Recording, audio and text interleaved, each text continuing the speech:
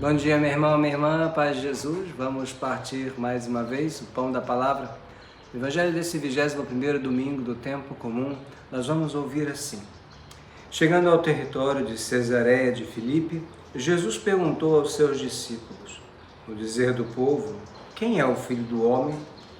Responderam: uns dizem que é João Batista, outros que é Elias, outros Jeremias ou um dos profetas. Disse-lhes Jesus: e vós, quem dizeis que eu sou? Simão Pedro respondeu: tu és o Cristo, o Filho do Deus vivo. Jesus então lhe disse: feliz és tu, Simão, filho de Jonas, porque não foi a carne nem o sangue que te revelou isto, mas o meu Pai que está nos céus. E eu te declaro, tu és Pedro, e sobre esta pedra edificarei a minha igreja, as portas do inferno não prevalecerão contra ela. Eu te darei as chaves do reino dos céus. Tudo que ligares na terra será ligado nos céus, e tudo que desligares na terra será desligado nos céus. Depois, Jesus ordenou aos seus discípulos que não dissessem a ninguém que ele era o Cristo. Palavra da salvação. Queridos irmãos, esta palavra é fundamental para nós. Esta palavra não é apenas uma palavra para a igreja, porque no Evangelho vimos a instituição de Pedro como alguém diferente, alguém que está acima dos demais apóstolos, alguém que tem uma missão especial, não acima porque ele digamos assim, melhor do que os outros, mas acima porque a sua missão é fundamental para todos os demais. A instituição de Pedro como pedra fundamental da igreja. Entretanto, eu queria fazer uma reflexão com vocês hoje a nível pessoal, porque a pergunta que Jesus dirige para os seus apóstolos, dirige para cada um de nós. Entenda, Jesus não quer saber o que pensa a humanidade dele. Jesus não quer saber o que pensa a humanidade a respeito da igreja. Jesus não está muito interessado em estatísticas. As estatísticas podem servir e servem, de fato, para a gente saber se tem mais católicos, menos católicos, se as pessoas então estão entrando ou saindo da igreja, mas os números, eu sou engenheiro, né? Então eu sei que os números confessam aquilo que a gente quer, né? Então a gente pode muito bem mudar as estatísticas e dizer a mesma coisa de uma forma diferente a nosso favor. Então a Jesus não interessa isso. A Jesus interessa uma resposta pessoal. E é isso que Jesus quer saber de você hoje, de mim e de você. Quem sou eu para você? As pessoas dizem que Jesus é o maior profeta de todos. As pessoas dizem que Jesus é o quê? É o maior pedagogo, o maior líder, o maior psicólogo, o maior administrador. A gente já viu, talvez você já tenha lido alguns livros de alguns autores brasileiros, eu estou falando, né, que falam essas besteiras. Besteiras, porque é reduzir a pessoa de Jesus a um aspecto microscópico da sua vida. Ora, se você não considera que Jesus é homem e Deus, você já está diminuindo ele assim, enormemente. Se você vê Jesus apenas sob o lado político, se você vê Jesus apenas sob o lado social, se você vê Jesus apenas sob o lado de acolher as crianças e as mulheres, você está vendo Jesus de uma maneira extremamente limitada. É pior que usar óculos de sol, é usar uma venda nos olhos. A luz pouquinho consegue chegar, você percebe o clarão, mas não vê nada. E tem muitos cristãos, e pior ainda, católicos, que veem Jesus desta forma, de uma maneira extremamente limitada.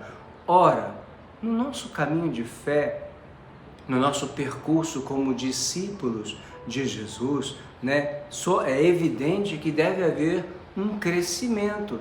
Então, às vezes você entrou dentro da igreja pela carne e pelo sangue, né? Foi a tua avó que te levou para a igreja, te ensinou a rezar a Ave Maria, foi o teu avô que te arrancava da cama, você não queria ir, você ia para a igreja para escutar a missa, você não entendia nada, mas você estava lá. Mas nós somos chamados a crescer na fé. Entenda que Jesus hoje nos chama a ir além, a avançar para águas mais profundas, a águas mais desafiadoras. É verdade, quando você vai mar adentro, quando você vai para águas mais profundas na fé, você se arrisca. Então pode dizer que conhece o oceano quem se arriscou, quem arriscou ir além, longe da praia, longe das seguranças humanas, longe das seguranças terrenas. Alguém que quis ir para águas mais profundas, alguém que arriscou a vida, arriscou a fé. Quando Jesus pergunta quem sou eu para você, claro, a gente pode dizer, você é Jesus, que a minha vovó me apresentou, que a minha mamãe me ensinou, que meu papai fala em casa. Mas isso não basta, não basta, porque a tempestade, gente, não acontece só em alto mar, também chega na praia.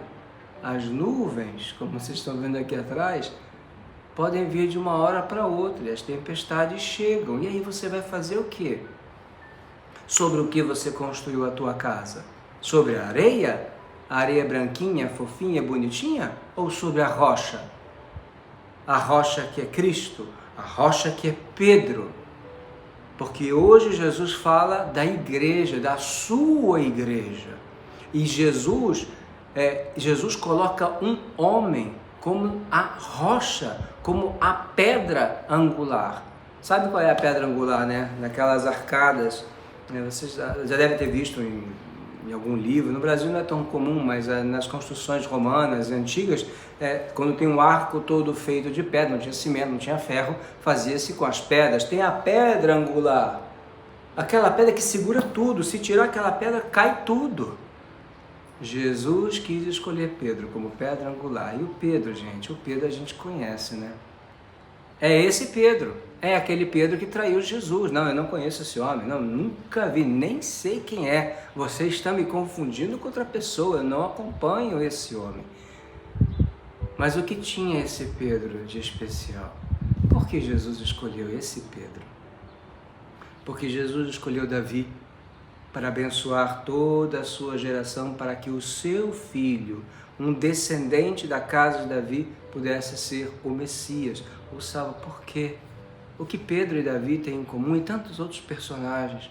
A humildade de coração, a capacidade de reconhecer, eu errei, de voltar atrás, de pedir perdão, de crer que o Senhor é mais, que a sua misericórdia é infinita, é mais infinita que o maior dos oceanos, que a misericórdia divina é capaz de me perdoar, que Jesus me ama de tal modo como eu sou, que é capaz de perdoar a minha falta de fé, a minha incoerência de vida.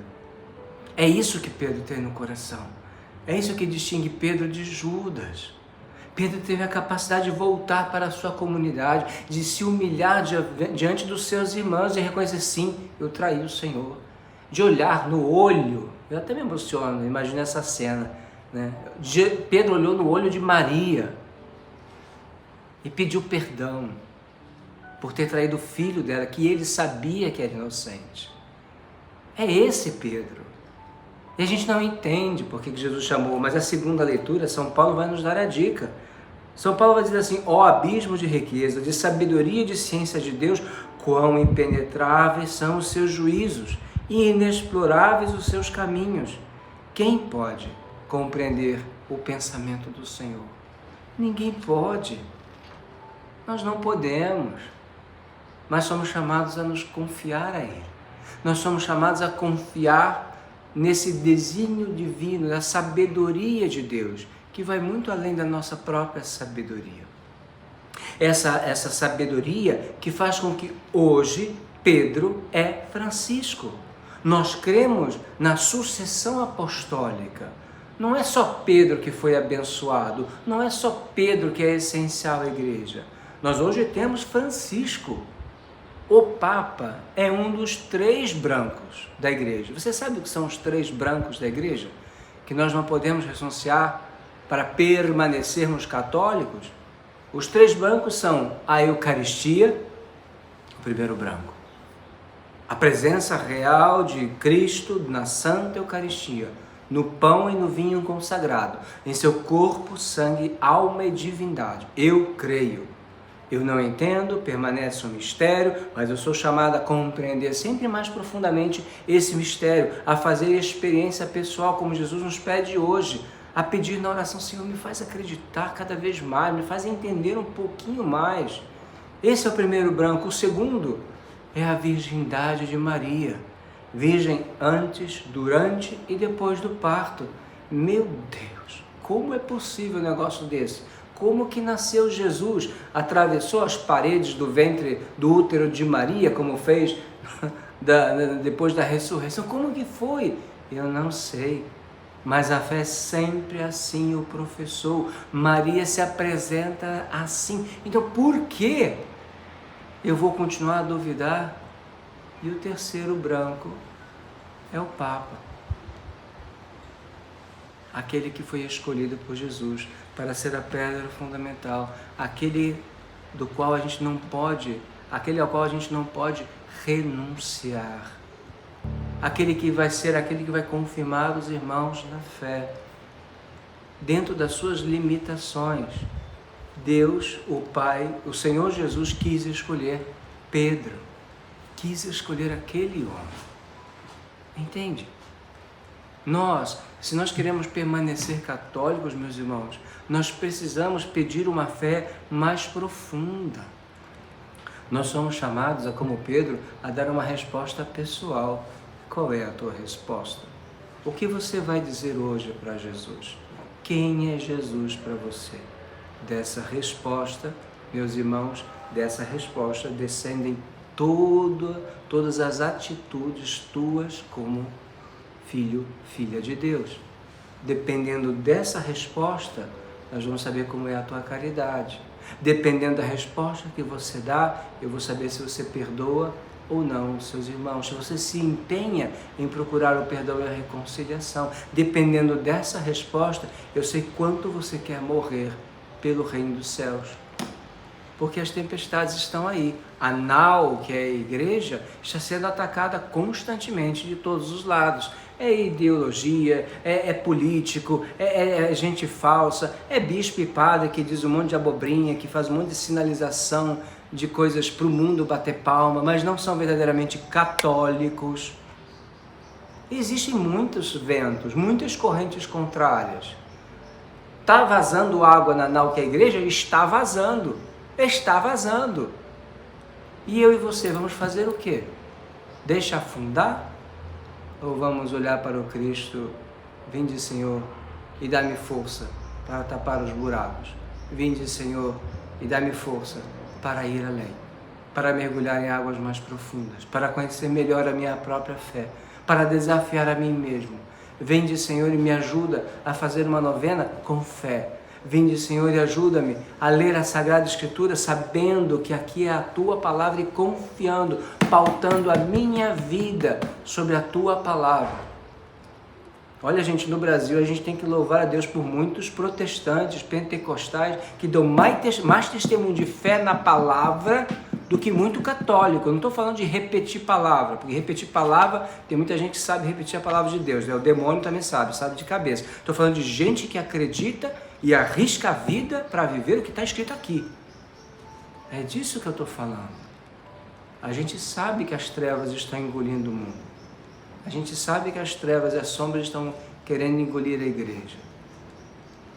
Mas a gente também sabe que a luz é mais forte que as trevas. E se eu e você formos uma chama acesa, haverá menos trevas. Se eu e você formos além e pedirmos para fazer a profissão de